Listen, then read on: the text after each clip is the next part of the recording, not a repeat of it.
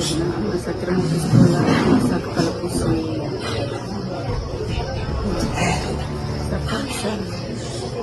Saya paksa ke sekolah.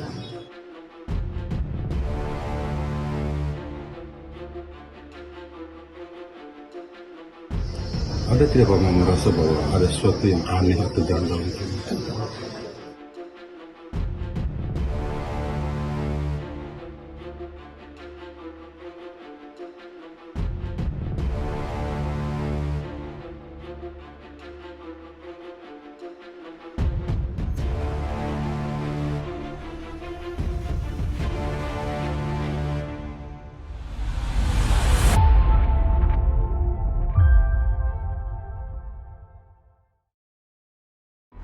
Tragedi yang menyentak nurani publik kembali terjadi bukan di medan perang, bukan di lokasi bencana alam, tetapi di sebuah dusun kecil di Kabupaten Ngada, Nusa Tenggara Timur, tempat seorang anak berusia 10 tahun mengakhiri hidupnya.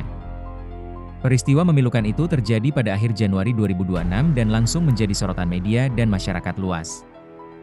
Korban, seorang siswa kelas 4 SD yang dikenal oleh teman dan tetangganya sebagai anak yang pintar dan taat kepada guru, ditemukan tergantung di batang pohon cengkeh dekat pondok tempat tinggalnya. Sebuah sepucuk surat perpisahan ditemukan di lokasi pesan terakhir dari seorang anak yang tak lagi menemukan harapan. Awal pemberitaan menyebut tragedi ini dipicu oleh kekecewaan karena tidak mampu membeli perlengkapan sekolah yang sederhana, buku tulis dan pulpen, sebuah kebutuhan dasar yang bagi banyak anak lain tidak lebih dari rutinitas belanja sekolah. Peristiwa ini kemudian memantik keprihatinan nasional. Para ahli pendidikan dan perlindungan anak mengingatkan bahwa tragedi seperti ini bukan hanya soal alat tulis, tetapi soal keterbatasan akses pendidikan, tekanan psikososial, dan minimnya dukungan kesehatan mental bagi anak-anak di daerah 3T, tertinggal, terdepan, terluar. Pemerintah, tokoh masyarakat, hingga organisasi kemanusiaan menyampaikan belasungkawa dan menyerukan evaluasi sistem pendidikan serta penguatan jaring pengaman sosial untuk anak-anak yang rentan. Namun di balik semua opini itu, yang tersisa adalah suara keluarga yang kehilangan. Dalam saksi kata kali ini, kami menghadirkan wawancara dengan ibu dari korban, seorang ibu yang kehilangan buah hatinya dalam tragedi yang menimbulkan duka mendalam dan pertanyaan besar bagi kita semua. Sebelum kejadian almarhum melakukan aksi yang menyedihkan itu, kira-kira apa sih, ada percakapan apa sih antara mama dan almarhum? Tidak ada percakapan apa-apa. Hanya Kamis pagi itu memang ke sekolah, sebelum ke sekolah, dia bilang masa terima ke sekolah, masa kepala pusing.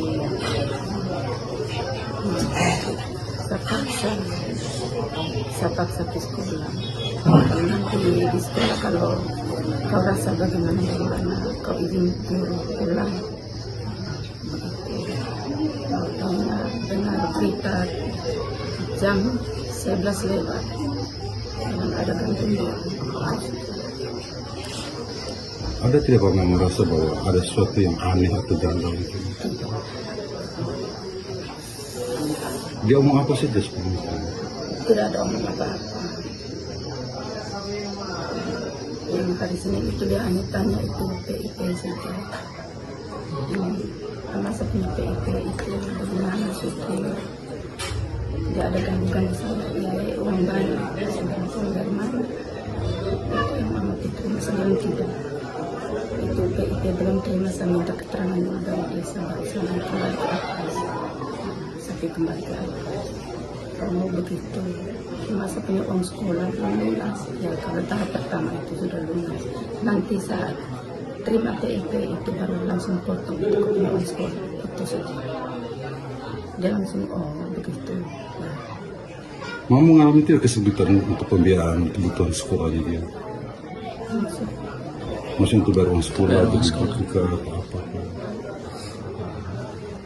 Mau berkecukupan. Kalau almarhum itu kehidupan sehari-harinya anaknya seperti apa? Ya, biasa-biasa saja. Biasa teman-teman dan teman. Biasa kelakar. Jadi selama ini anak itu sangat terbuka dari mama ya? Tidak terbuka. Jadi ada kejadian apa pun dengan dia?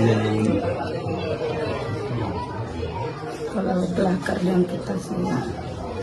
Kalau prestasi belajar mama? Belajarnya oke. Dia pernah dapat peringkat tidak?